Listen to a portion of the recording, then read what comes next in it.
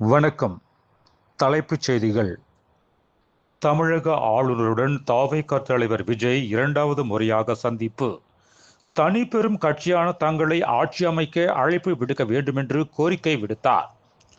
திமுக தலைவர் மு.க.ஸ்டாலினை சந்தித்த நடிகர் ரஜினிகாந்த், வெற்றியில் மட்டுமல்ல இக்கட்டான நேரத்திலும் உங்களுடன் இருப்பேன் என நெகிழ்ச்சி. தமிழக கோஆப்டெக்ஸில் இருந்து ஏழுமலையானுக்கு பட்டு வஸ்திரங்கள் வாங்க திருப்பதி தேவஸ்தானம் அறங்காவலர் கூட்டத்தில் முடிவு.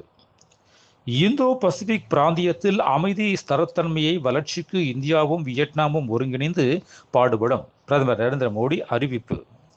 கொல்கத்தாவில் சுவேந்து அதிகாரியின் உதவியாளர் சுட்டுக்கொலை சிசிடிவி காட்சிகள் அடிப்படையாக கொண்டு போலீசார் தீவிர விசாரணை.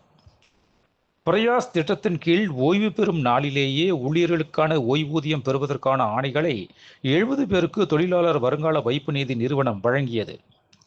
வாழாள் கேக் வெட்டி பிறந்தநாள் கொண்டாடிய புதிதாக தேர்வான தவைக எம்எல்ஏ விஜய் தாமோ வலைதளங்களில் வீடியோ வைரல்.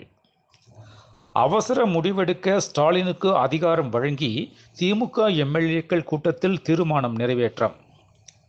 தவைக தலைவர் விஜய்க்கு காந்தியின் பேரன் கோபாலகிருஷ்ணன் காந்தி எழுதிய கடிதம் சட்டப்பேரவை மரபு முதல் கொள்கை வரை பட்டியலிட்டு 5 யோசனைகளை தெரிவித்து எழுதியிருப்பது சமூக வலைதளங்களில் வைரலாகி வருகிறது. விஜய் பதவியேற்புக்கு ஒருபோதும் நாங்கள் இடையூறாக இருக்க மாட்டோம். திருமாவளவன் பேட்டி.